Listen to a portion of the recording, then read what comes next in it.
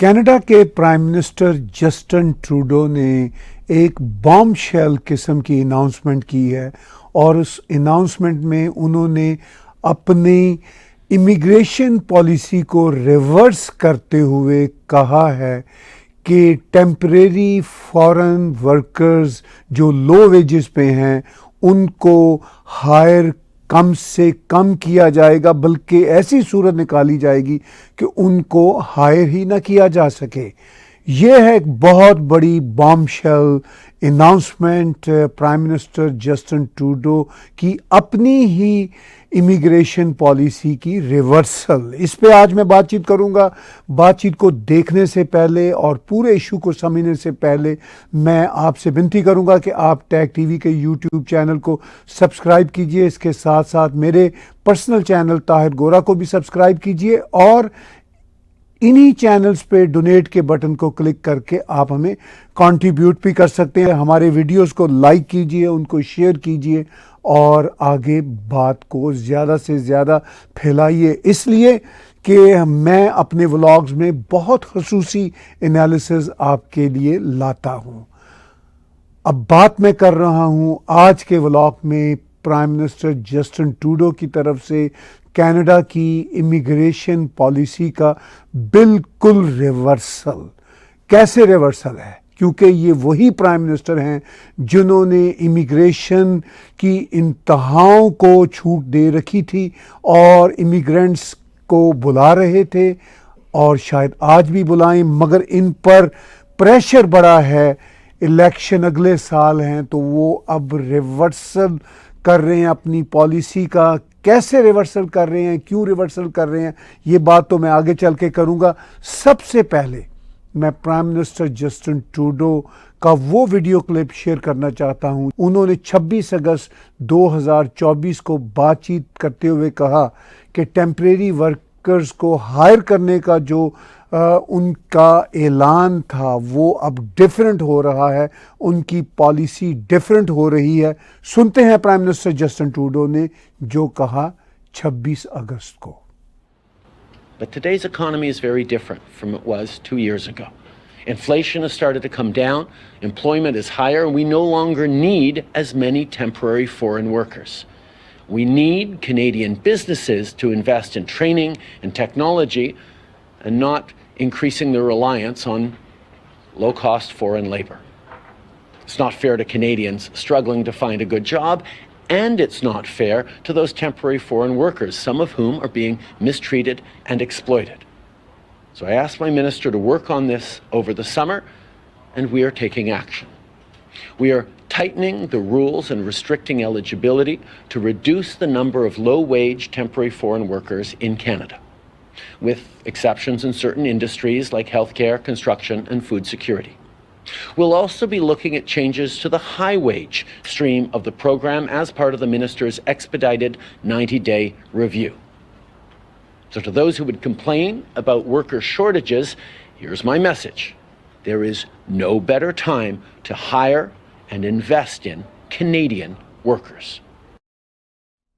2015 को जब prime minister Trudeau ने पहली बार प्राइम मिनिस्टर के तौर पर ओथ लिया तो मुझे तब ही डर था कि ये ड्रामेबाज पॉलिटिशियन सारी ज़िंदगी ड्रामे करेगा और ये अपनी किसी बात पे भी कायम नहीं रहेगा, ये हर वक्त यू टर्न लेगा।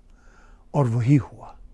प्राइम मिनिस्टर ट्रूडो ने अब 9 सालों बाद एक और बड़ा यू टर्न लिया है और उन्होंने कहा है कि लो कॉस्ट फॉरेन वर्कर्स की हमें अब ज़रूरत नहीं, और उन्होंने कहा कि चंद एक्सेप्शंस में जैसे कंस्ट्रक्शन या फूड के जो बिजनेसेस हैं वहाँ पे वो शायद रहेंगे कुछ ना कुछ हद तक, और बाकी हमें उनकी ज़रूरत नहीं। और मज़ीद ड्रामेबाजी करते हुए ट्रूडो ने ये कहा है कि ये लो कॉस्ट फॉरेन वर्कर्स के लिए भी अच्छा नहीं, उनकी भी एक्सप्लॉयटेशन हो रही है।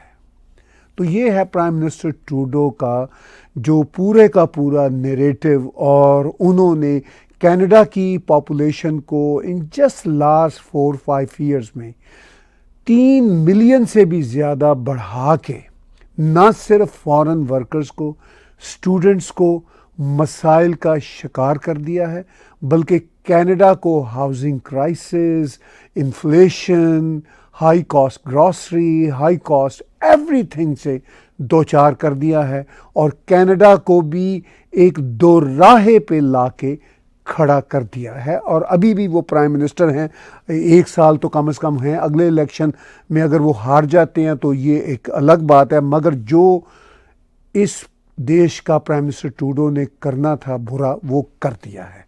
अब देखिए जो स्टूडेंट्स आए हैं, जब हम स्टूडेंट्स की बात करते हैं तो एक आम कैनेडियन की नज़र में वो इंडियन स्टूडेंट है। हालांकि अगर मैं स्टूडेंट्स के भी नंबर्स देखूं तो उसमें चाइना के, ताइवान के, ईरान के, दूसरे देशों को भी स्टूडेंट्स हैं, मगर सबसे बड़ा परसेंटेज स्टूडेंट्स का भारत से आ रहा है।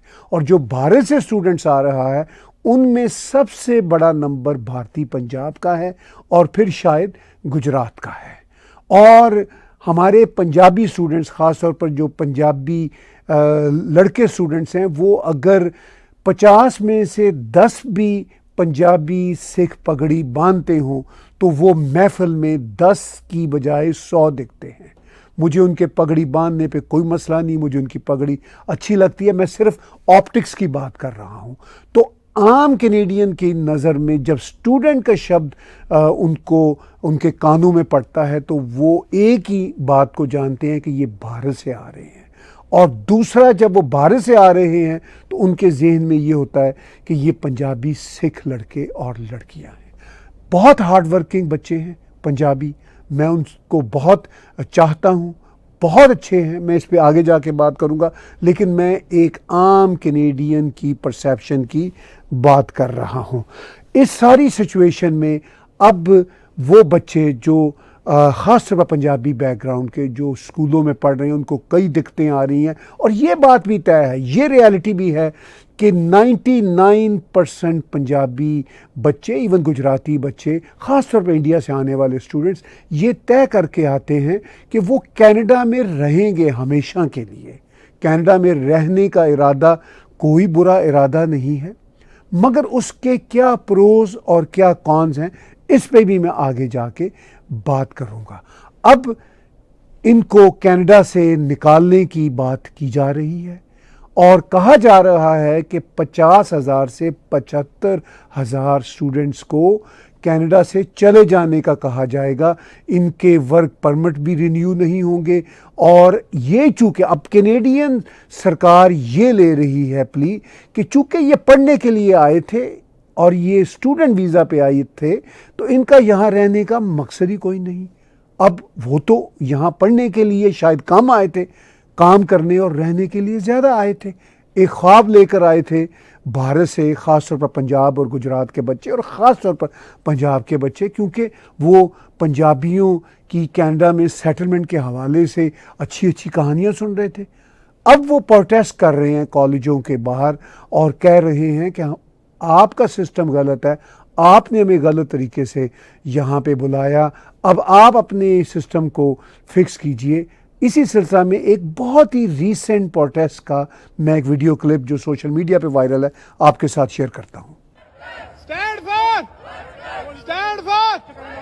Stand for! Stand for! Don't blame us! Fix your system! Fix your system! Fix your system!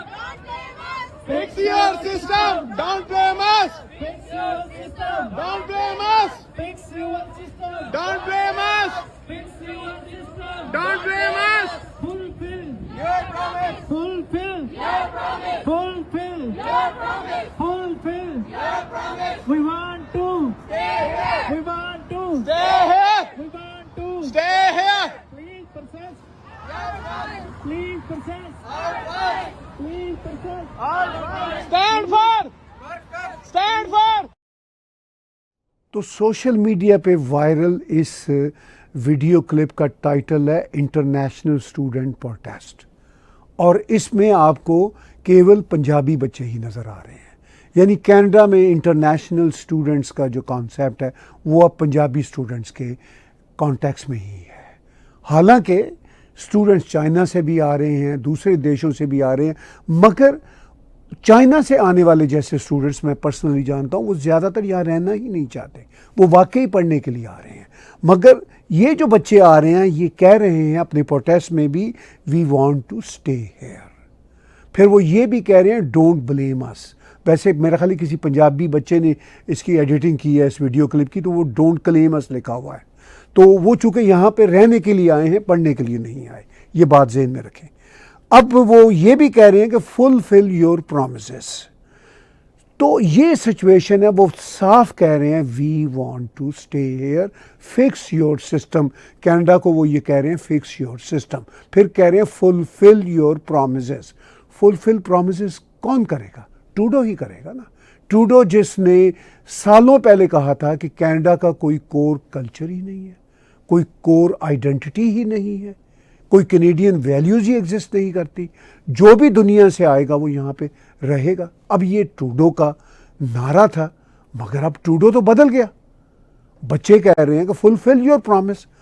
अब ये सिचुएशन है जो इस वक्त कनाडा को दरपेश है, और एज अ कैनेडियन मैं बहुत अच्छे ढंग से जानता हूँ अपने फेलो कैनेडियंस को, इस वक्त उनके अंदर क्या गुस्सा भरा हुआ है। वो जस्टिन ट्रूडो की इमिग्रेशन पॉलिसी, हाउसिंग क्राइसिस के इश्यूज़ और इन्फ्लेशन और इन तमाम बातों पे कैनेडियंस, जैसे हम देसी शब्द में कहते हुए, तपे हुए हैं। कैनेडियंस जस्टिन ट्रूडो से शदीद नाराज़ हैं, इसलिए कि जस्टिन ट्रूडो के ड्रामे अब ख़त्म हो गए हैं, सारे ड्रामे एक्सपोज हो गए हैं। अब मैं थोड़ा आगे चल के ये बताऊंगा कि कैनेडियन होता क्या है, लेकिन इससे पहले आप कैनेडियंस का रिएक्शन देखिए कि कैनेडियंस कितने ज़्यादा इमिग्रेशन पॉलिसी से तपे हुए हैं और एक सोशल मीडिया पे एक्टिव हैं, और वो कैनेडियन हैं, हम मेरी तरह कैनेडियन हैं, और वो कोई वाइट बैकग्राउंड की नहीं, ब्लैक कम्युनिटी की कैनेडियन है, और काफ़ी सोशल मीडिया पे एक्टिव हैं, यूट्यूब पे भी और हर जगह पे भी। मैं उनका ट्वीट आपको दिखाता हूँ जो उन्होंने जस्टिन ट्रूडो को कोट ट्वीट करते हुए कहा। तो देखिए उनका ये ट्वीट। मिस ड्री हेम्फ्री कहती हैं, it is sickening that this is the pre election move instead of something that should have been done years ago in the best interest of Canadians. Your fangs keep showing. अब ये miss Dree ये बात कर रही है और वो ठीक कर रही है। वो ये कह रही है कि प्राइम मिनिस्टर ट्रूडो, तुम जो हरकतें करते हो उसको देख के मन खराब होता है कि तुम ये सिर्फ और सिर्फ इलेक्शन के चक्कर में ये कर रहे हो, क्योंकि तुम्हें पता है कि तुम्हारी इमिग्रेशन पॉलिसी तुम्हें फायर बैक कर रही है। उसकी वजह से अब तुम ये सख्त स्टैंड ले रहे हो और तुम ये बोल रहे हो कि अब हमें no longer need foreign workers. ये है सिचुएशन। ये एक कलर्ड बैकग्राउंड की कैनेडियन, मेरी तरह की कलर्ड बैकग्राउंड की एक कैनेडियन ये बात कर रही हैं। अब कैनेडियन होते क्या हैं वो तो मैं आगे जाके थोड़ी सी डेफिनेशन आपके साथ शेयर करूंगा। एक और जो अब main stream quote unquote white Caucasian जो कैनेडियन है वो क्या कहती हैं प्राइम मिनिस्टर ट्रूडो को, उनकी ट्वीट पे कोट करते हुए मिस एंड्रिया कह रही हैं, हंड्रेड्स ऑफ इंडियन, यही वही बात कि स्टूडेंट से मुराद अब इंडियन ही समझा जाता है, दूसरे देशों से भी आ रहे हैं, मगर चूंकि इंडिया से और ख़ासतौर पर पंजाब से स्टूडेंट्स की बड़ी तादाद आ रही है, तो अब एक आम आदमी की नज़र में जो स्टूडेंट्स हैं वो बस इंडियन ही हैं। यानी इंडियन कम्युनिटी जो इतनी सक्सेसफुल है बिजनेस में here already for the past 30-40 years, वो भी अब बदनाम हो रहे हैं। वो इंडियंस जो ऑलरेडी यहाँ पे बिजनेस एम्पायर्स ओन करते हैं वो भी अब बदनाम है। यूँ लग रहा है कि जैसे इंडियंस जो हैं वो भीख मांगने के लिए यहाँ कनाडा एज स्टूडेंट्स आए हैं। इस तरह का इमेज ट्रूडो की गलतियों की वजह से कनाडा में बन चुका हुआ है। हालांकि जितने पंजाबी बच्चे काम कर रहे हैं टिम हॉर्टन्स या जितनी भी फूड की चेन्स हैं या वॉलमार्ट, वो इतने एफिशिएंट, इतने हार्ड वर्किंग हैं कि मुझे वो बच्चे बेहद अच्छे लगते हैं। लेकिन अब एक आम कैनेडियन, ख़ासतौर पर मेन स्ट्रीम का वाइट कॉकेशियन कैनेडियन कैसे देखता है। मिस एंड्रिया कह रही हैं, hundreds of Indian foreign students queue up for a job at Tim Hortons in Canada while 1.5 million Canadians are out of work, why are they even allowed to apply. बड़ी सख्त ये tweet है, चूँकि अब हमें यहाँ के हालात ऐसे हैं कि टिम हॉर्टन भी, मैकडोनल्ड्स भी, पिज़्ज़ा शॉप्स भी, वॉलमार्ट्स भी हमारे अपने इंडियन स्टूडेंट्स से भर चुके हैं और अब वहाँ पे मज़ीद वैकेंसीज़ नहीं हैं। कोई एक आध वैकेंसी निकलती है तो बच्चे बेचारे जो यहाँ पे अपने आप को हेल्पलेस समझते हैं, वो सैकड़ों की तादाद में अब हर जगह पहुँचे हुए हैं और नौकरी ढूंढ रहे हैं। ये है सिचुएशन और उसको कैनेडियन इस एंगल से देख रहे हैं। एक और Canadian, main stream Canadian social media पे वो अपनी ट्वीट में प्राइम मिनिस्टर ट्रूडो को कोट करते हुए लिखता है, उसका अकाउंट का नाम है सेंसर्ड, कह रहा है wow, your liberal party just figured out that it is unattainable to let 500,000 low-wage workers into Canada every year, and it would not cause a housing crisis or social assistance abuse. Yes, take care of Canadians and invest in us. तो एक Canadian ये कह रहा है कि take care of us, take care of us, वो ये बात बार बार कह रहा है। इस तरह की ट्वीट, इस तरह के सोशल मीडिया पे स्टेटमेंट्स आपको लाखों की तादाद में नजर आएंगे। ये है सिचुएशन और ये इस सारी की सारी सूरत हाल है। अब आप देखिए, मैं यहाँ पे एक ग्राफ आपके साथ शेयर करना चाह रहा हूँ। ये नंबर्स आपको क्या बताते हैं। अब देखिए 10 ईयर्स 1991 से 2000 तक, इन 10 सालों में पॉपुलेशन ग्रोथ यहाँ पे ऑलमोस्ट 2.9676 यानी ऑलमोस्ट 3 मिलियन पॉपुलेशन ग्रोथ हुई। और उस समय यहाँ पे जो सिंगल डिटैच हाउसेस थे वो ऑलमोस्ट 895,000 बने। लेकिन 2021 से 2024, अभी ये क्वार्टर उसका सेकंड चल रहा है, अगस्त तक अगर हम देखें तो करीब 3.5 वर्षों में उतनी ही पॉपुलेशन इमिग्रेशन की वजह से, स्टूडेंट्स के आने की वजह से हुई। बाय द वे, इसमें जो रेफ्यूजी आ रहे हैं उसमें यूक्रेन के भी रेफ्यूजी, कोई मैंने सुना 7-8 लाख यूक्रेनियंस को यहाँ पर रेफ्यूजी के वीज़े मिले हुए हैं। कुछ कह रहे हैं 1 मिलियन से ज़्यादा, उनमें से कई लाख आ भी चुके हैं और कई लाख आ रहे हैं। उनकी अभी बात नहीं हो रही, वो भी इसमें खप रहे हैं, अभी तो शायद वो नंबर भी यहाँ नहीं आ रहे। तो अब आप जैसा कि ग्राफ स्क्रीन पे देख रहे हैं, अभी ये मैं यूक्रेनियंस की या सीरिया पैलेस्टीनियन जो रेफ्यूजीज़ हैं उनकी बात नहीं कर रहा। ये रेगुलर इमिग्रेंट्स और जो स्टूडेंट्स इमिग्रेंट्स बन रहे हैं उनके नंबर हैं ऑलमोस्ट 3 मिलियन ड्यूरिंग 1991 और 2000, 10 साल में आए। और हाउसिंग उनके लिए थी 8,95,000 उस ज़माने में नए घर बने। बड़े अच्छे फिर भी नंबर थे। फिर भी देखिए ना, 3 मिलियन के मुकाबले में ऑलमोस्ट 9 लाख, चलिए 1 मिलियन के करीब कह लीजिए घर बने। उसमें चलिए आप सेमी डिटैच को भी 1 लाख डाल लीजिए, जो दूसरे यूनिट्स होते हैं 1,66,000 डाल लीजिए, अपार्टमेंट्स जो थे वो 3,42,000 डाल लीजिए। इन सबको मिला के ऑलमोस्ट 1.5 मिलियन घर, सर छुपाने की जगह 1.5 मिलियन के करीब थी, यानी 3 मिलियन लोगों के लिए 1.5 मिलियन के करीब घर थे। तो चलिए हम कह सकते हैं एक घर में 2.5-3 लोग रहते थे। ये एक बेस्ट प्लानिंग थी फिर भी 1991 से 2000 तक। अब 2021 से देख लीजिए आप 2024 तक। अब 1991 से 2000 तक, इस समय के दौरान मैं भी आया 98 में, तो तब ये वेल प्लान था। अब ज़रा देखिए, यानी 20 साल फॉरवर्ड, 2021 और 2024 के मिड तक आते आते फिर कोई ऑलमोस्ट 3 मिलियन इमिग्रेंट्स यहाँ पे आए। और घर कितने थे?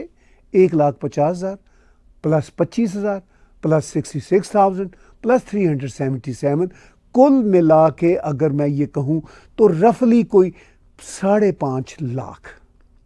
अब 5.5 लाख घर हैं और 3 मिलियन इमिग्रेंट्स आ रहे हैं। तो कैसे रह सकेंगे 3 मिलियन इमिग्रेंट्स?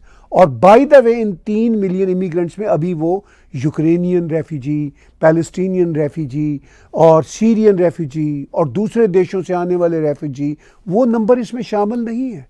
और उसमें फिर स्टूडेंट्स जो अभी इमिग्रेंट्स नहीं हुए, जो एक एक घर में 10-10 स्टूडेंट्स रह रहे हैं रेंट पे, और वो चारपाई के हिसाब से उनके साथ रेंट लिया जा रहा है कि भाई तुम 8 घंटे सोवोगे या 6 घंटे सोवोगे, तुम्हारी 8 घंटे की शिफ्ट है, तुम $400 देना।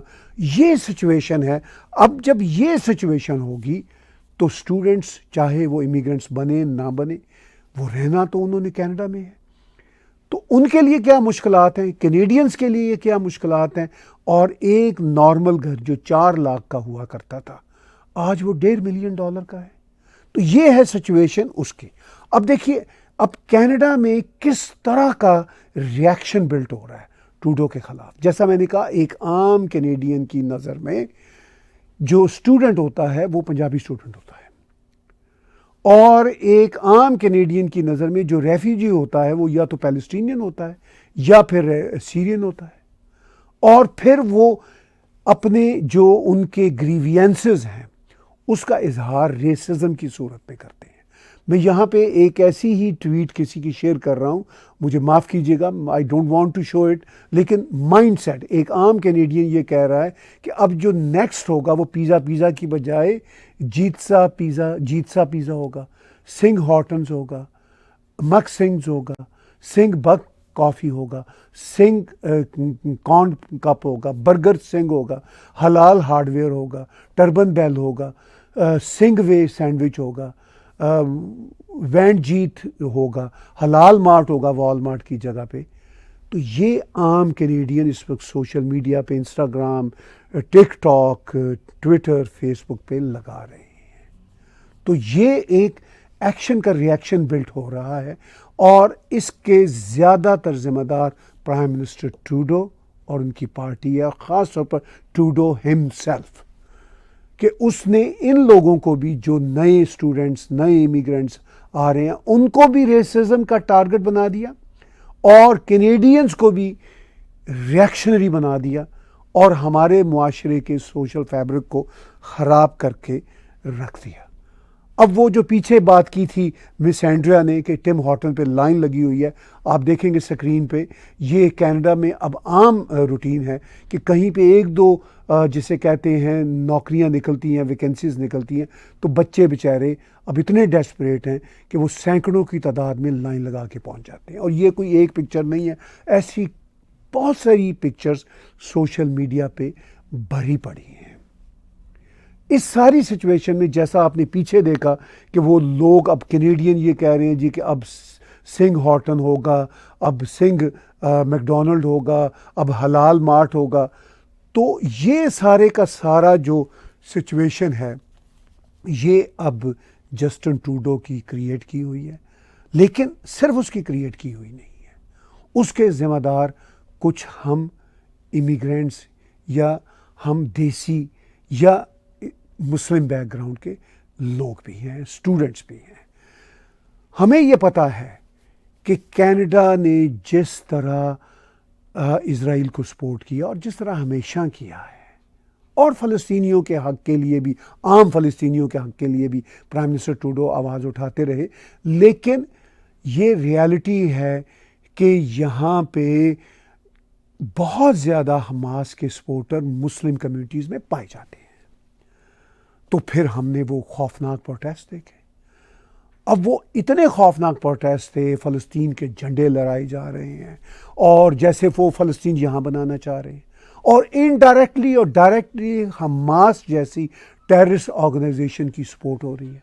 तो जब ये सब कुछ होगा तो फिर जो कैनेडियंस हैं, याद रखिए अभी भी हम देसी या मुस्लिम बैकग्राउंड के लोग कनाडा में नंबर्स के एतबार से उनसे आगे नहीं हैं। अभी भी हम कोई मिला के शायद कोई 3-4 मिलियन होंगे। अभी भी जो दूसरे कैनेडियंस हैं वो कोई ऑलमोस्ट 35 मिलियन से ज़्यादा हैं।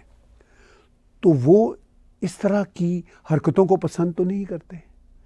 फिर जो हमारे ख़ास तौर पर देसी पंजाबी बच्चे हैं, उनका खैर जहाद से कोई ताल्लुक नहीं है, वो बहुत कम कोई खालिस्तान के साथ थोड़ी बहुत हमदर्दियाँ रखते हैं। वो बेचारे यहाँ वाकई ही कुछ ना कुछ पढ़ने और ज़्यादा रहने और कमाने के लिए आए हैं ताकि अपनी ज़िंदगियों को संवार सकें। मगर उनके भी जो कल्चरल क्लैशेस हैं मेन स्ट्रीम सोसाइटी के साथ, वो भी हैं। अगरचे मैंने वो बच्चे पंजाबी, गुजराती जो रेस्टोरेंटों में काम करते हैं, वॉलमार्ट में काम करते हैं, स्टोर्स में काम करते हैं, उनके यहाँ कल्चर क्लैशेस भी नहीं देखे। वो बेचारे सीधा अपने तरीके से काम करते हैं, किसी किस्म की आलतू पालतू बात भी नहीं करते। मैं उनको बहुत अप्रिशिएट करता हूँ, बहुत प्रोफेशनल बच्चे हैं।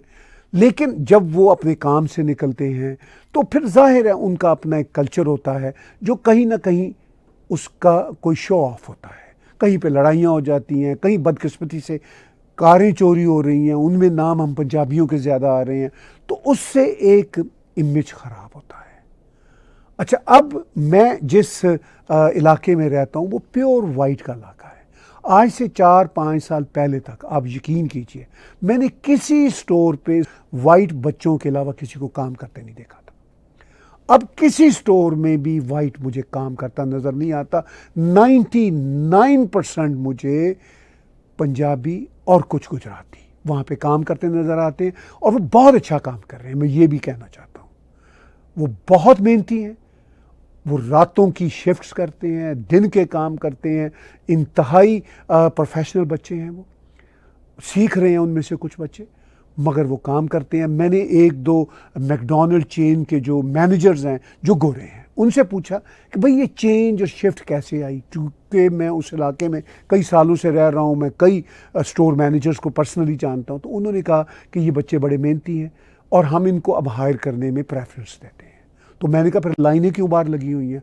उन्होंने कहा अब चूँकि भर चुके हैं हमारे पास जितने भी काम की पोजीशंस थी, अब अगर कोई पोजीशन निकलती है तो फिर ही हम किसी को हायर करेंगे। तो फिर जाहिर है बच्चे तो बहुत और तैयार बैठे हैं आने के लिए, तो इसलिए लाइन लगती है। वरना अब वो मैनेजर्स कह रहे हैं जो ज़्यादातर कोट अनकोट वाइट लोग हैं, मैकडॉनल्ड्स, वॉलमार्ट, दूसरे स्टोर्स, कैनेडियन टायर, वहाँ पे ऐसे इलाके जहाँ मैं रहता हूँ वहाँ पे वाइट लोगों की बहुत बड़ी मेजॉरिटी है। शायद वो 95% से भी ज़्यादा वाइट्स रहते हैं। और वहाँ पे जैसा मैंने कहा कुछ साल पहले तक कोई देसी बच्चा मुझे काम करता नज़र नहीं आता था, अब कोई वाइट काम करता नज़र नहीं आता। जाहिर है इसकी वजह से एक रिएक्शन आ रहा है। वाइट बच्चे अपने राइट्स के लिए ज़्यादा वो बात उठाते हैं। वो कहते हैं जी हमारा जो वर्किंग आवर है उसमें से हमें राइट मिलना चाहिए। जो बेचारे देसी बच्चे होते हैं वो खामोशी से सुन लेते हैं, वो अपनी ब्रेक भी जो है 15 मिनट की 10 मिनट की कर देते हैं। तो वो जो मालकान है, स्टोर के मालकान है, उनको ज़्यादा सूट करता है। चूँकि अनफॉर्चुनेटली ये कैपिटलिस्ट वर्ल्ड है, पूरी दुनिया कैपिटलिस्ट वर्ल्ड है, और जो भी उसमें मालिक है उस बिज़नेस का या मैनेजर है, उसको वो वर्कर ज़्यादा अच्छा लगता है जो ज़्यादा ताबेदार होता है। बड़ी सीधी सी बात है। तो इस सारी सिचुएशन में अब वो रिएक्शन उनकी तरफ से आ रहा है। दूसरा, मैं एक बड़ी इंपॉर्टेंट बात करना चाहूँगा जो हमारे ख़ास तौर पर देसी बच्चे हैं, उन्होंने अब यही रहना है। जो जो यहाँ रह सकता है उन्होंने यही रहना है। उनका ये देश है और उनको रहना भी यही चाहिए, डंके की चोट पर रहना चाहिए। अब ठीक है, भले से कनाडा अपनी इमिग्रेशन की पॉलिसियाँ बदलता रहे, अब कम लोग आए, ये अब कैनेडियन सरकार का मसला था। जब उन्होंने बुलाया है लोगों को तो उनको सेटल करें, और अगर वो नहीं बुलाएंगे तो वो एक बात की बात है। अब जो आ चुके हैं वो सेटल होंगे, लेकिन जो सेटल हो रहे हैं मेरी उनसे गुजारिश है कि वो भले से अपना कल्चर अपने साथ रखें। मेरा भी कल्चर, मैं भी उन्हीं की तरह का हूँ, मैं कोई जुदा नहीं हूँ। मुझे भी देसी म्यूज़िक पसंद है, मुझे भी देसी खाने पसंद हैं, मुझे भी देसी कपड़े पसंद हैं, मुझे भी देसी जोक पसंद है, मुझे भी देसी स्टाइल पसंद है। लेकिन इसके साथ साथ मैं कैनेडियन भी हूँ। मैं कैसे कैनेडियन हूँ? कैनेडियन वैल्यू क्या है? जेंडर इक्वालिटी है। तो मुझे मैन वुमेन की इक्वल रिस्पेक्ट करनी है, और मैं करता हूँ, मैं दिल से करता हूँ। मेरे पास इंडिविजुअल फ्रीडम की रिस्पेक्ट है। मेरे अपने बच्चे जवान हो गए, जिस तरह वो रहना चाहते हैं, जिस तरह सोचना चाहते हैं, मैं उनको उनकी मुकम्मल आज़ादी देता हूँ। मैं होता कौन हूँ किसी की इंडिविजुअल फ्रीडम में रुकावट डालने के लिए? तो ये बात हम सब देशियों को सोचना है। भले से आप अपनी पगड़ी पहने, भले से आप अपना अमामा पहने, भले से आप अपनी साड़ी पहने, मगर जेंडर इक्वालिटी आपको माननी होगी, दिल से उसकी रिस्पेक्ट करनी होगी। इंडिविजुअल फ्रीडम आपको माननी होगी, उसकी दिल से रिस्पेक्ट करनी होगी। फ्रीडम ऑफ एक्सप्रेशन आपको माननी होगी, उसकी दिल से रिस्पेक्ट करनी होगी। ये 3 बहुत बुनियादी चीज़ें, ये यूनिवर्सल वैल्यूज़ हैं। ये सिर्फ और सिर्फ कैनेडियन वैल्यूज़ नहीं है, ये यूनिवर्सल वैल्यूज़ हैं, ये ह्यूमन वैल्यूज़ हैं। जो इनको नहीं मानते वो कैनेडियन नहीं है, उसको वाकई फिर कनाडा में नहीं रहना चाहिए। ये बात मैं खुल के कर रहा हूँ। कल्चर जो आपका है आप मेंटेन कीजिए, मगर जो कैनेडियन वैल्यू है उस पर कोई कंप्रोमाइज़ नहीं हो सकता। समय अब बहुत डिफ़िकल्ट है, इसलिए कि दुनिया में बड़ी बड़ी जंगें चल रही हैं, उनके इम्पैक्ट्स भी आने हैं। इमिग्रेशन की पॉलिसियाँ भी तब्दील होनी है और कनाडा में हो रही हैं, ऑस्ट्रेलिया में हो चुकी हैं, अमेरिका में पहले ही तब्दील हैं और यूरोप में भी बहुत पाबंदियाँ लग रही हैं। इन सब चीज़ों को आप ध्यान में रखिए और रियलिस्टिक होकर आप कैनेडियन सिस्टम से भी अपने हुकूक मांगें और अपने आप को भी तब्दील करें जहाँ जहाँ आपका तब्दील होना बनता है। अपने आप को कैनेडियन बनाएं अगर आप कनाडा में वाकई ही रहना चाहते हैं। कल्चर भले से अपना रखें, मगर वैल्यूज़ जब तक आपकी कैनेडियन नहीं होंगी तब तक आपको कैनेडियन सिटीज़न बनने का कोई अधिकार नहीं होना चाहिए।